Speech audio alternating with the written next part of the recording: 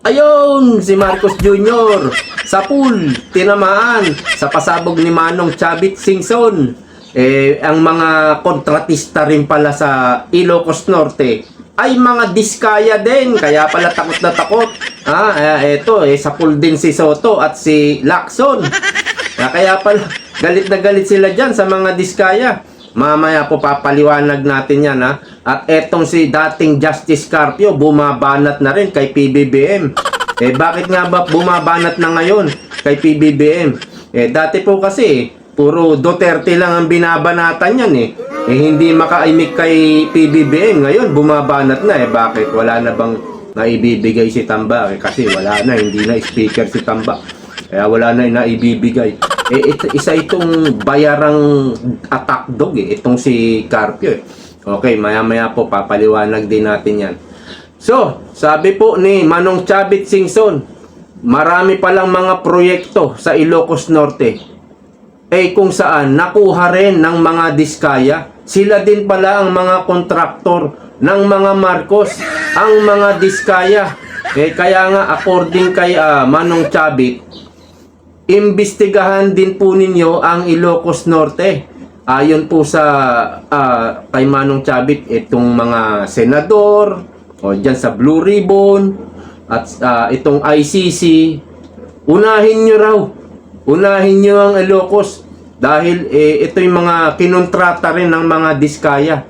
So dito po sa pambubulgar ni Manong Chavit, mayroon pa siyang ikinuwento tungkol sa pagtakbo sa pagka-Vice President ni Bongbong Marcos. Hindi pala talaga hindi presidente ang gustong takbuhan ni Marcos Jr. Vice President lang pala talaga. Mamaya ikukwento natin yan sa mga hindi pa nakapanood doon po sa press con ni Manong Chavit Singson. So, dito po sa pinasabog ni Manong Chavit, kung saan galit na galit sila sa mga diskaya, yun pala ang mga kontraktor nila ng mga Marcos kasi mga dynasty yan itong Ilocos Norte, mga Marcos po ang nakaupo dyan yung pala ay mga diskaya rin ang kanilang kontraktor. So kaya nga sabi ni Manong Chavit, unahin niyang Ilocos kasi parang nagpo-focus sila sa Bulacan, sa Mindoro, dyan sa Quezon City. Parang wala yatang korupsyon sa lugar nila. Wala nga ba talaga? Dapat maimbestigahan din. Puntahan nyo rin. Di ba? Hindi lang si Manong Chavit, hindi lang direktang makapag-akusa. Alam nyo na. Presidente yung babanggain niya Siyempre, ingat-ingat din ng konti. Pero, meron siyang mga sinasabi. Na dapat imbestigahan nyo rin yung lugar ni Presidente Marcos Jr. Kaya itong si Soto at si Lacson, sa pool din Sa pool din dito sa pasabog ni Manong Chavit. Soto, Lacson. Ang mga diskaya rin pala, mga kontraktor ng mga Marcos, diyan sa Ilocos. Anong masasabi nyo ngayon?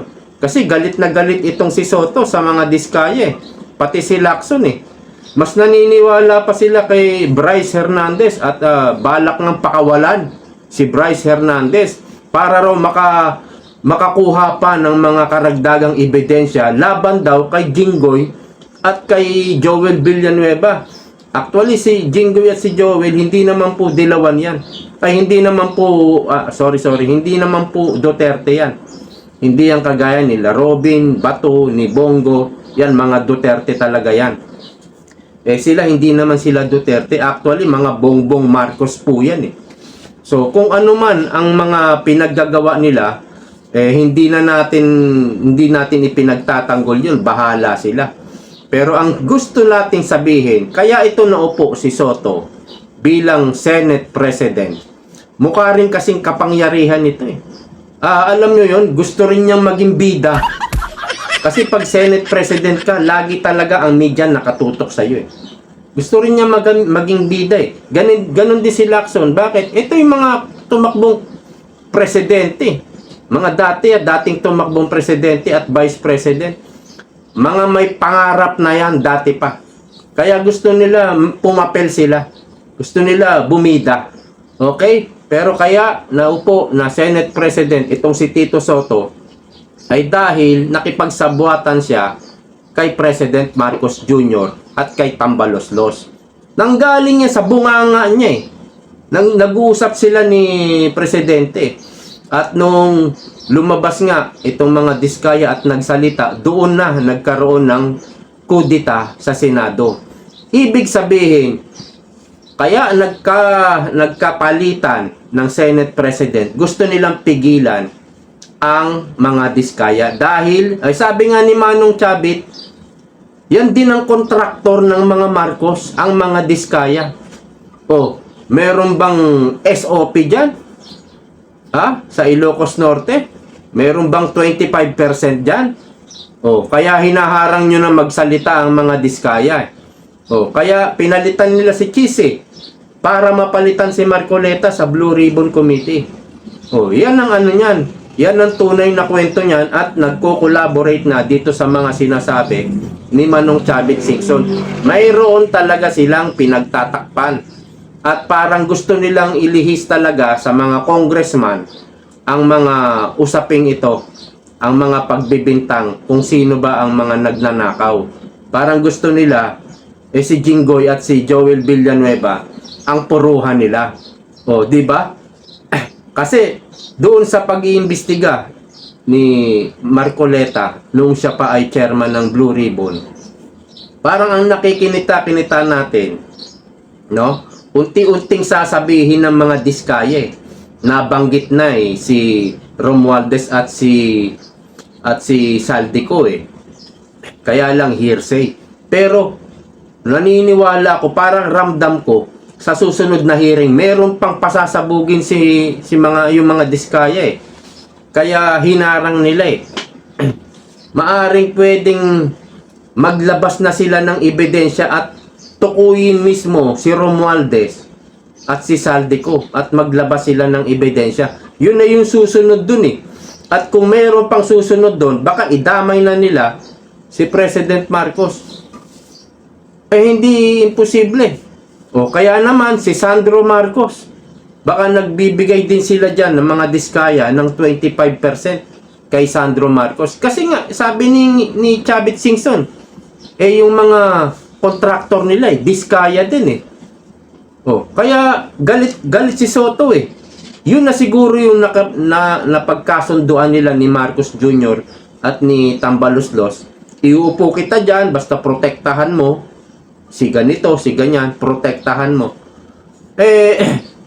Kaya walang kwenta itong si Soto. Yan na po yun. Kaya galit si Soto sa diskaya.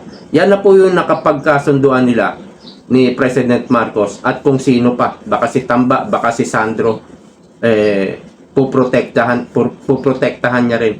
So, sinasabi nito ng mga ni Soto sa mga diskaya, dapat tell all. Ayaw nyo na nga pagsalitain ngayon. Pinipigilan nyo na. So, di ba? Paano pa magte-tell all? Hindi na nga nakahingi ng Witness Protection Program sa DOJ. At least man lang, idiin niya si Tambaloslos. Pero ayaw Parang ayaw din ng presidente. Kumbaga ganito, sasabihin ni Tambaloslos, Mr. President, wag mo akong idiin dito. Magkakadamayan tayo. Magkakalaglagan tayo. Baka ganun Ha? Baka ganun. Kaya puprotektahan din ni Soto si Tambaloslos. Okay, yun siguro yung naging kasunduan nila. Kaya si Soto naman, tuwan-tuwa, naging Senate President. Akala niya, magiging bida siya. Baka kunin siya ni Marcos Jr. na bilang contender o standard bearer sa 2028 election. Yan yung niya Yan yung pangarap niya Diba? Hindi natin alam Kasi wala ang pambato ang Malacanang ngayon, ang administrasyon, kung sinong patatakbuhin nila. Si Soto, nagmaano rin. Si Soto, si Lacson, nagmamagaling din. Diba? Baka siya rin ang kunin. Parang alang-alang ba sa pangarap, alang-alang sa ambisyon na maging presidente, maging vice president. Kahit makipagsabwatan na, kahit mayroon ng matapakan. Di ba sabi nga ni pamangkin mo, si Vico Soto, mayaman ka nga, ninakaw mo lang yung kayamanan mo. Nasa pwesto ka nga, mayroon ka naman tinapakan para maabot mo yung pwesto mo. Hindi mo ba alam yung sinasabi ng pamangkin mo, Soto? Tapos sabi nga ni Manong Chavit, unahin ang pag-iimbestiga sa Ilocos Norte. So kayo mga ICC, tignan natin sasabihin ni Bongbong Marcos, walang sisinuhin dito, no? Walang sisinuhin talaga kahit anak mo. Sabi ni Manong Chavit, yung mga kontraktor nyo, diskaya din. Iutos mo sa ICC, imbestigahan yung lugar mo. Syempre hindi gagawin. Di ba? So anong credibility nitong ICC na to? Wala din. Wala din. Anong credibility nila Lacson at ni Soto sa pag-iimbestiga dyan sa Blue Ribbon? Wala din. Wala din kayong mahihita dyan. At yung plano talaga ni Bongbong Marcos ay tumakbo sa pagka-vice president lang. Ito'y ayon sa kwento ni Manong Chavit noong 2022 election. Inimbitahan daw siya ng mga Marcos, si Manong Chavit, at nung nagmi-meeting na sila, sinabi ni Aimee, balak tumakbo ni Bongbong Marcos sa pagka-vice president for the second time kasi naniniwala sila nanalo naman si Bongbong, dinaya lang ni Leni Robredo. So yun ang kanilang sinasabi ngayon kay Manong Chavit. Tapos tinanong si Manong Chavit, ano ba ang idea mo? No? Si Manong Chavit willing naman tumulong at nagbigay pa ng napakagandang idea. Sabi ni Manong Chavit, ang maganda niyan, mag-file siya ng pagka-president. Okay? At hihintayin nila si Inday, si Sara Duterte, kung magpa-file. Kasi palagi nang sinasabi ni VP Sara noon na hindi siya tatakbo sa pagka-presidente. Lagi niya sinasabi yon. So hintayin daw nila kung magpa-file ng COC sa pagka-presidente si VP Sara. Pag hindi, ituloy na niya yung pagiging kandidato sa pagka-presidente. Ayun ang sabi ni Manong Chavit. Ngayon, kung nag-file si VP Sara ng COC sa pagka-presidente, mag-step down siya. Pumunta siya saka siya pumunta sa vice president. Siguro, ganun din yon. Meron silang pagpapiling ng COC sa vice president. Siguro kasama sa partido. So, pwede siyang pumalit doon. So, yun ang plano. No? Yun ang idea ni Chavit. Pero ang balak lang ng mga Marcos noon, balak lang tumakbo sa pagka-vice president at humihingi ng tulong kay Manong Chavit kung paano sila matutulungan sa kandidato ni Bongbong bilang vice president. Yun lang. Nanggaling lang ang idea sa pagka-presidente ay galing lang kay Chavit Singson. At doon nga sa pagka-file ng COC sa pagka-president ni Bongbong Marcos at hindi na nga nag-file si VP Sara ng pagka-presidente ng COC, doon na niligawan ni Aimee si VP Sara. Pero bago noon, sabi ni Kiyon, yung pamangkin nilang parang pamangkin nilang Marcos din yun, sabi kay Chavit, Manong Chavit, wag kang pumayag dyan, gagamitin ka lang yan. Sabi ni Chavit, hindi siya naniniwala. Yung pala talagang ginamit lang siya. Pagkatapos manalo. Wala na, hindi na pinansin si Hindi na pinansin si Chavit, hindi man lang iniimbita sa makapagkape man lang sila sa Malacanang. Tablado agad. Ganun kayo, sir. Itong pamilya na to ng mga Marcos. Ganun kayo, sir. Hindi ko naman hinuhusgahan si Aimee kasi pinangangatawanan niya na hindi siya manggay. Hanggang kailan? Hanggang kailan kaya? Hindi natin alam. So, dito naman sa sa Dilawan, may mga Dilawan sampalataya sa mga Marcos, may mga Dilawan ito bumabanat na ngayon kay Bongbong Marcos. Itong si dating Justice Carpio. Dati na tong bumabanat kay Marcos noong eleksyon. Kasi kampi ito kay kay Leni Robredo. Banat ng banat kay Marcos 'yan. Pero after nung nanalo na si Bongbong, huminto. Ang binabanatan naman ngayon ang mga Duterte, lalo na si VP Sara. Yan ang binabanatan ni Carpio. Halatang halata mong attack dog eh. Bakit kamo? Hindi siya bumabanat kay Bongbong Marcos eh. Hindi siya bumabanat. Ang daming korupsyon. Hindi siya bumabanat. Kasi nga, ito yung attack dog na binabayaran. Ayon nga rin kay Chavit Singson. Nawala na si Tambaloslos. Nawala na. Hindi na siya speaker. Biglang bumabanat ngayon kay PBBM. No? Ang sinasabi niya may pananagutan din sa flood control si PBBM. Kita nyo? Hinintay pang magbitiw si Tambaloslos bago bumanat. Kailan pa ba tong flood control na yan? Last year pa yan eh. Last year pa yan, di ba? Binabanata na namin ng mga DDS, si Bongbong Marcos. Ba't ngayon lang siya bumabanat? Nahinto na kasi yung bayad ni Tambaloslos. Ngayon, bakit siya bumabanat? Dahil ba anti-corruption siya? Hindi rin. Bumabanat siya kasi naghihintay siya na baka may lumapit sa kanyang abogado.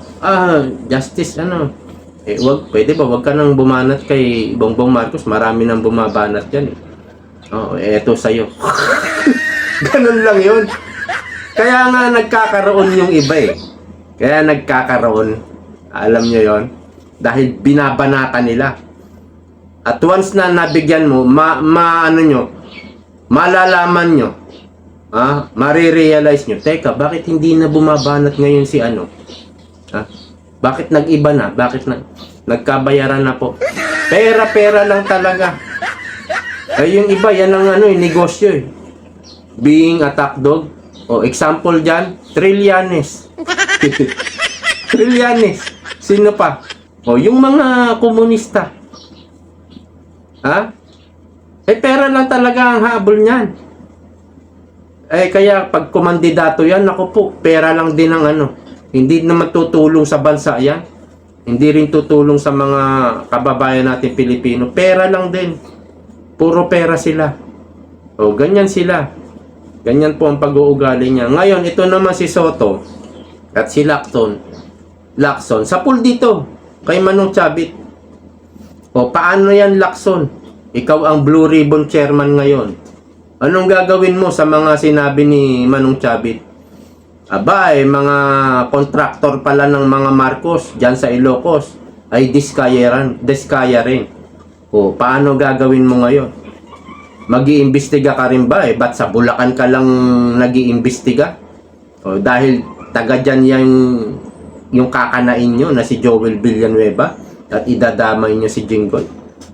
Kaya Bulacan lang eh. Diba? Ito, sabi ni Manong Chavit, sa Ilocos, diskaya rin ang kontraktor. Imbestigahan nyo rin. Syempre, hindi, no? Hindi, sa buwatan na po ang nangyayari, diba? Diba, Lacson? Sa buwatan na eh. Gustong-gusto mo rin maging chairman ng Blue Ribbon eh, para sikat ka rin eh. At sa'yo lagi nakapokus ang camera ng mga media. At sa balang araw baka manalo ka na bilang presidente. Kaya magpalit kayo, ikaw naman ang vice president ni Soto. Yan ang mga pangarap nyo eh. Mga ambisyon nyo eh. Kaya lang ilang beses ka nang tumakbo. 2 beses na sa pagka-presidente, ayaw talaga sa'yo ng tao. Pero eto ka pa rin. Baka huling hirit na. Sa huling hininga nila. Mga na rin kasi, matatagal na eh. Matatagal ng senador itong mga to. Baka huling hirit na ito. At ito todo na nila. Kaya lang, pagkakamali nila, nakipagsabuatan sila sa mga ibil. Sa mga ibil. Para lang sa pwesto na yan. Senate President. Chairman ng Blue Ribbon. Kasi pag hindi sila Senate Si Soto, mukhang ewan na lang nung hindi siya Senate President. Minority leader, wala nang pumapansin. Ang laging ini-interview si Cheese, di ba? Ngayon, siya bida ngayon. Siya lagi i-interview eh. Yun ang gusto eh. Kaya lang, may tinapakan bago niya na-reach yung pwesto na yan. Nakipagsabuatan bago niya ma-reach yung pwesto na yan. Yun ang pagkakamali. Di ba? So, dito po, sa sinabi ni Manong Chavit, Soto, Lacson, ano gagawin nyo?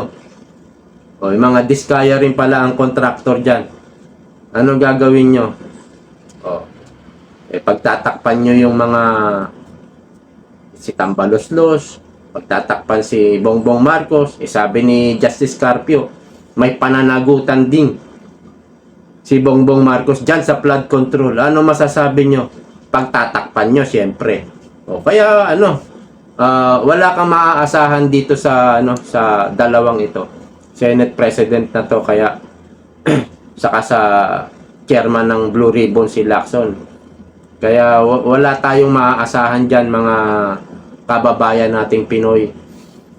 At mayroon pong nalalapit na malaking rally sa September 21, kaya lang mayroong ginagawa ang palasyo para mabuwag to o kaya naman magulo. At pinapasok nila itong mga dilawan para siguro sila pa mamuno na ipagbabawal daw ang magsabi ng Marcos resign. Kita nyo? Mga bayaran din niya mga yan. Yung mga yan po ang ginagawa, no? Matalino eh. Matalino. Magaling din yung mga PR nila so far sa ngayon. Hindi nakaraan, pero yung mga ginagawa nila magaling. Yung mga PR ni Bongbong Marcos. Siguro kumuha na ng PR sa ibang bansa. Mga foreigner na yata mga PR nito eh. Tingnan nyo sa Malacanang. May mga foreigner dyan. Baka yun na yung mga PR niya eh. Yung mga PR ng mga yung mga PR ng mga diktador. Baka PR ni nung presidente ng North Korea. Baka PR ng mga taga Middle East yan. Baka yun na yung kinukuha eh. Para kita nyo galing, no? May nalaman nila, may malaking rally. Papasukan nila ngayon ng dilawan. Di magkakagulo. At yung iba hindi na raw a-attend. Baka sa ibang lugar sila. Baka sa Bonifacio na yata, o Liwasang Bonifacio na yata yung iba. Dati kasi Luneta at EDSA lang eh. Dalawa lang eh. Meron na yata sa Liwasang Bonifacio. So magkakagulo, magkakahati-hati. Yun ang gusto ni Marcos, na mabuwag, mabasag yung rally na yan. Di ba? Ang galing naman, di ba? Kasi tinutulungan ng demonyo. Kaya sila nagiging magaling. Hanggang dito na lang. Maraming salamat sa panonood. See you po next time. Bye-bye!